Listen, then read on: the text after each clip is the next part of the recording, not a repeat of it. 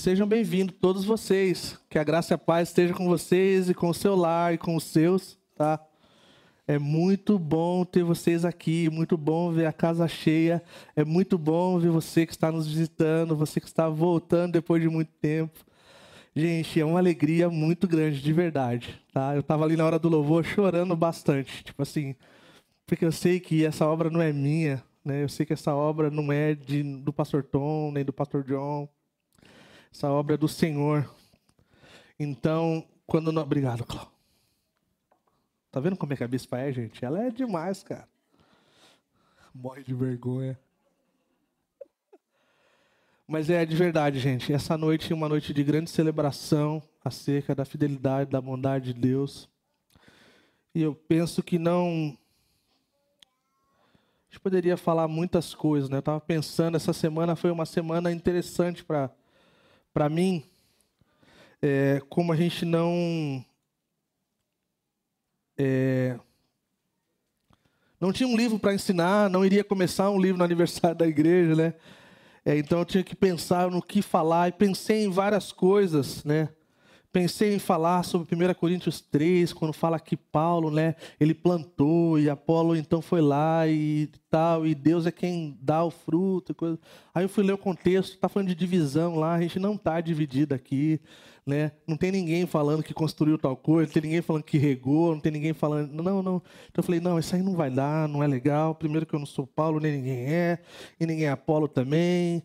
E aí eu pensei em outra coisa, pensei na questão daquela parte que o Senhor fala para Pedro sobre essa pedra, edificarei, né, a minha igreja. E aí eu pensei, não, ainda não estou ainda. E aí então eu ouço a Mandinha cantando, vou deixar, minha pequena luz, vou deixar brilhar. Falei, é isso? Como é que eu não tinha pensado, né? Tipo assim. E eu queria então ler esse texto com vocês. E só pontuar algumas coisas de forma super rápida. Vai ser a parte mais rápida da minha história na Casa do Curitiba, de verdade, gente. Porque aqui tem as crianças que estão com fome, né? Os adultos também estão com fome.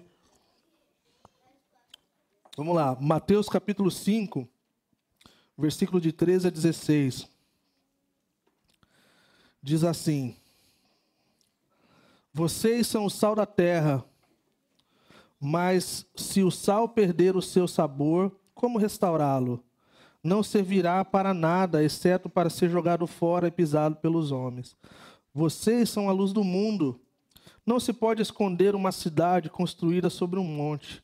E também ninguém acende uma candeia e a colocá-la debaixo de uma vasilha. Ao contrário, coloca no lugar apropriado e assim ilumina a todos os que estão na casa. Assim, brilhe a luz de vocês diante dos homens, para que vejam as suas boas obras e glorifiquem ao Pai de vocês que está nos céus. Que lindo, criançada. Muito legal. Decoraram, hein? Vamos orar. Senhor, obrigado. Obrigado por essa noite. Obrigado pela família reunida. Obrigado pela oportunidade que nós temos de celebrarmos essa noite e junto em comunidade e poder celebrar a sua fidelidade, a sua bondade, Senhor.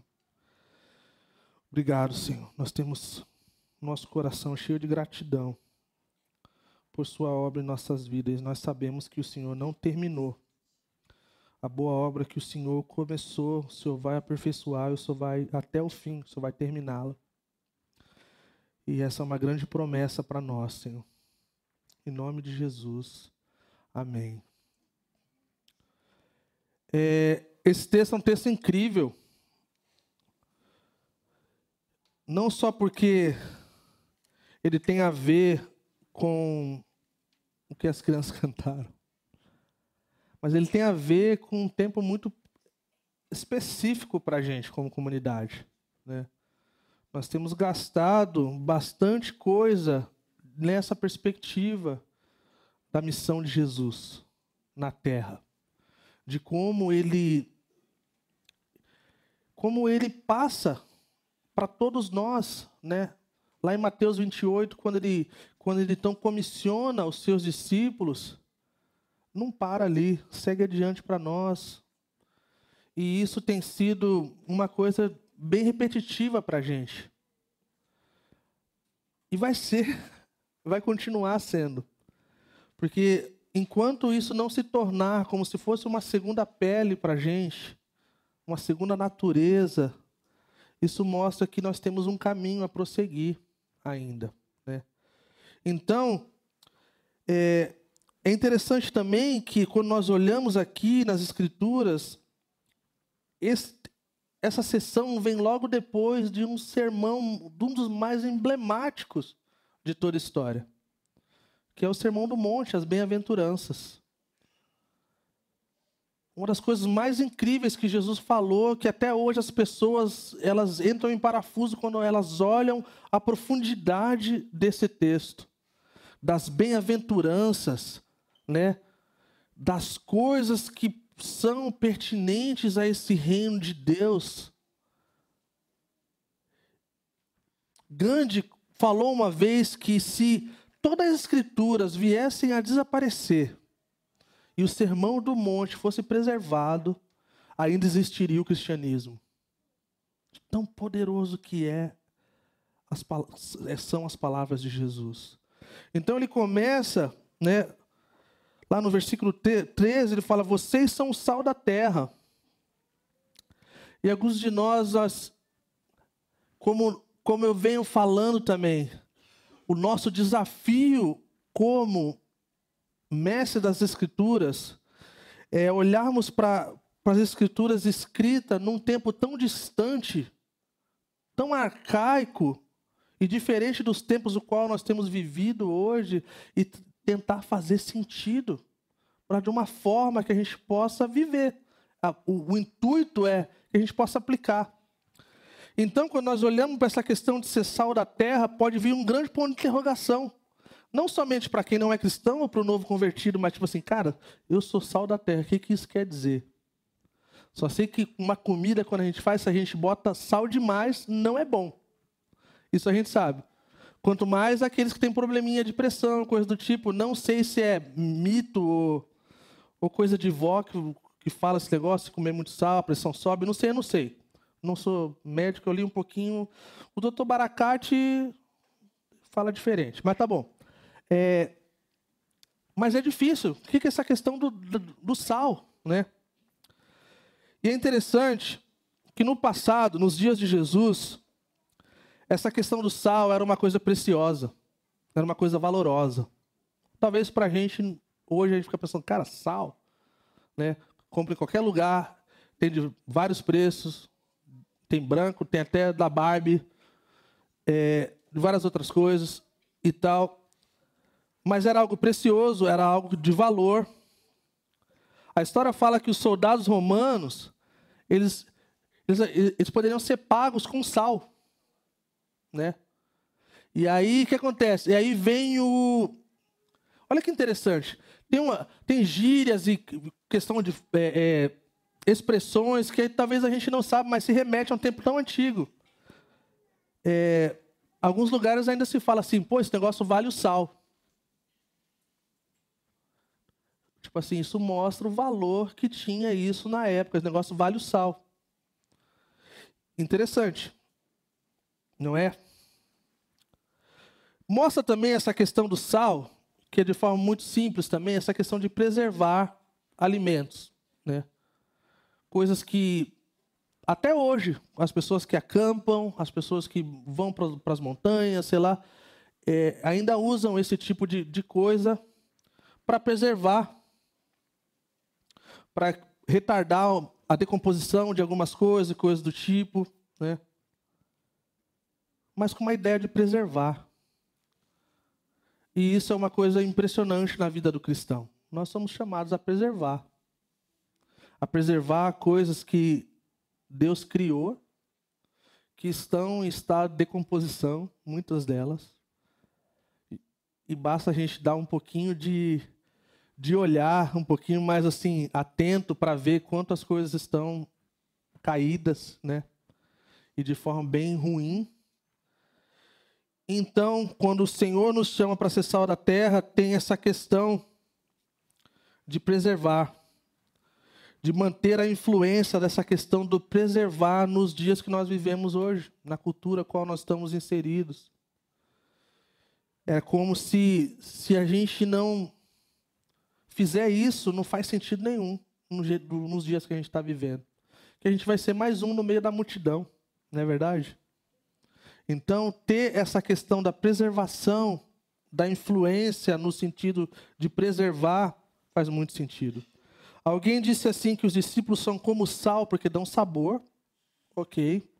Mas os cristãos devem ser um povo saboroso, no sentido assim, de ter algo distinto, diferente, atraente, diferente do que a gente está acostumado a ver, simplesmente por palavras, quando ações não condizem com o nosso falar ou com o nosso cantar. Então, essa questão do sal faz bastante diferença. Alguém disse assim: os discípulos, se forem fiéis ao seu chamado, tornam uma terra um lugar mais puro e saboroso. Francis falou isso. Os discípulos, se forem fiéis ao seu chamado, tornam a terra um lugar mais puro e saboroso. Então, lembra de tudo que a gente tem falado sobre essa questão de que Deus, a estratégia de Deus de restaurar as coisas que Ele criou e de nos trazer um vislumbre das coisas que eram puras, das coisas que tinham um gosto diferente. Então, isso faz muito sentido. E ele fala, se o sal perdeu o seu sabor, não serve para nada. E a gente tem visto isso com uma grande frequência. Um cristianismo que não vale nada, igrejas que não valem nada, pastores que não valem nada, palavras que não valem nada, porque o sal já não está fazendo mais aquilo que deveria fazer. Ele já não está mais preservando, ele já não está mais trazendo um sabor diferente, não é mais distinto e não tem o sabor de Cristo. Tem sabor de qualquer outra coisa. Não é verdade?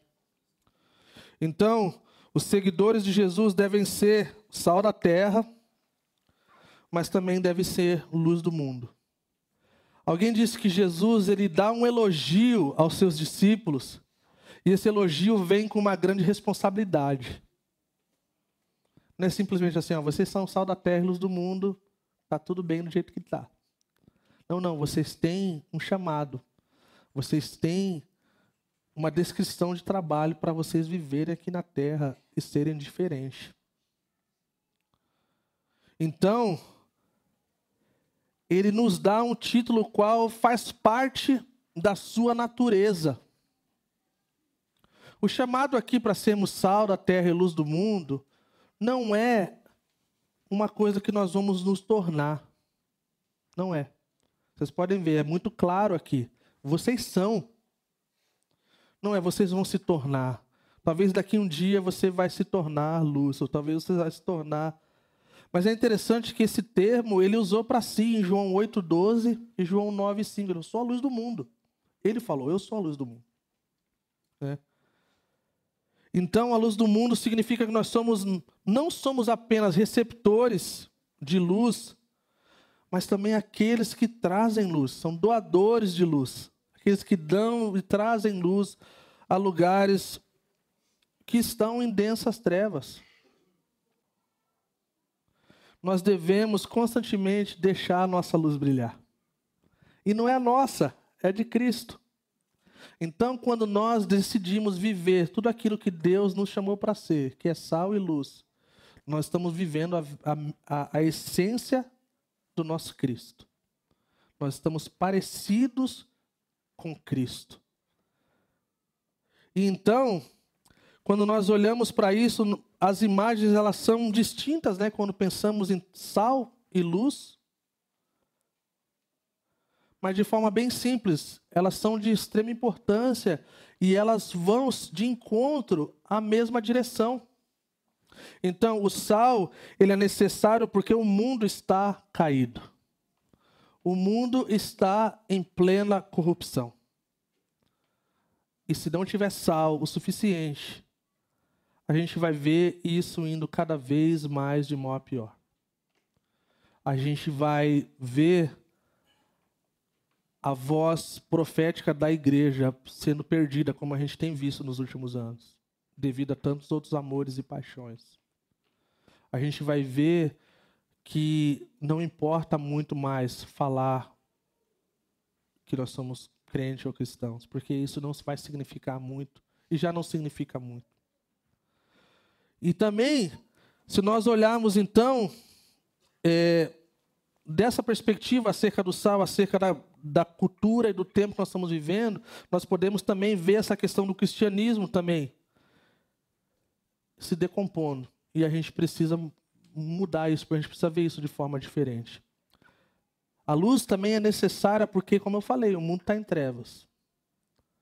E não precisa ser muito religioso para acreditar nisso, gente. Só basta um pouquinho de tato. E se você assistir o jornal alguns dias, essa realidade da queda e das trevas vai fazer muito sentido para você. Das coisas mais horrendas que nós temos visto e ouvido, né? Então, se nós não formos diferentes, nós não temos nada para dar e responder à necessidade do mundo, né? Porque nós nos tornaremos como já está. É interessante aqui que ele fala das obras. Ele fala, para que as obras, olha lá o que fala. Lá no final. Para que as suas boas obras glorifiquem ao Pai de vocês. Um pouquinho antes disso, né? Vamos lá, deixa eu ver aqui. Versículo 15, ele fala, também ninguém acende uma candeia e coloca debaixo de uma vasilha. Ao contrário, coloca no lugar apropriado e assim ilumina todos os que estão na casa. Mais uma vez, se não faz sentido nenhum, não faz propósito nenhum, se a gente viver uma vida secreta, se a gente viver uma vida... Uma vez eu estava na África, eu estava lendo essa passagem, e é interessante, que fala de colocar a vasilha, né? Ele fala, ao contrário, coloca no lugar apropriado e assim ilumina todos que estão na casa. E o formato da casa que a gente estava na África, assim, era um formato bem diferente. Era um formato de 4 paredes, mas não tinha teto e não tinha cama. Assim, a galera dormia no chão, assim, normal. Tinha um tapetinho, coisas do tipo. E aí, né, ele fala no versículo 15, ninguém acende uma candeia e a coloca debaixo de uma vasilha, coisas do tipo assim. Cara, como é que a gente fala disso, né? Aí alguém falou assim, cara, não tem como colocar debaixo da cama, não tem como colocar debaixo de uma outra coisa, tipo assim. E aí eu estou pregando na igreja, a igreja não tinha teto, a igreja era de meia parede, né? E aí eu estava pensando, aonde que esconderia a luz, né? E aí eu perguntei para eles, falei, gente, que nessa passagem aqui, o que faria sentido para vocês? Eles falaram, do outro lado da montanha. Não dá para ver, do outro lado da montanha não dá para ver nada. E eu falei, é isso aí então. Então assim, para que a vida de vocês tem que estar do lado de cada montanha. Para todo mundo poder ver. E para a gente a mesma coisa, né? Essa parte aqui chama muito a minha atenção. Enquanto há discussões acerca das obras e coisas assim, para Jesus não tinha problema com isso. Jesus não era Lutero. E Jesus sabia que o povo que é dele é um povo que pratica boas obras. Ele não argumentou a questão da fé, a questão das obras. Ele só argumentou, cara, o povo que é sal da terra, o meu povo, eles vão fazer boas obras. E eles vão glorificar o Pai. Eu amo essa parte, que é essa questão de um pai, né, em dias ao qual nós acabamos de celebrar o Dia dos Pais e pensar da forma que os filhos gostam de agradar seus pais. Como que o povo de Deus gosta de agradar o Pai, né? Como que o nosso desejo é fazer a vontade do Pai. Quando nós fazemos a vontade do Pai, as boas obras vêm. É como uma coisa natural. Eu amo como Jesus coloca isso de forma natural. Se a gente vive para Ele, as coisas acontecem. As obras vêm, a gente vai representar Ele. A gente não vai falar besteira quando não deveria. A gente não vai se prostrar à idolatria política, identitária, ideológica, seja o que for, cristã, evangélica, o que for. A gente vai querer se parecer com Cristo, sendo sal da terra e luz do mundo. Pode falar o que quiser de Cristo, mas ele nunca foi raivoso, nunca foi odioso, nunca se prostrou a nenhum ídolo do tempo. E esse é o que chama a nossa atenção e é isso que nós queremos, né?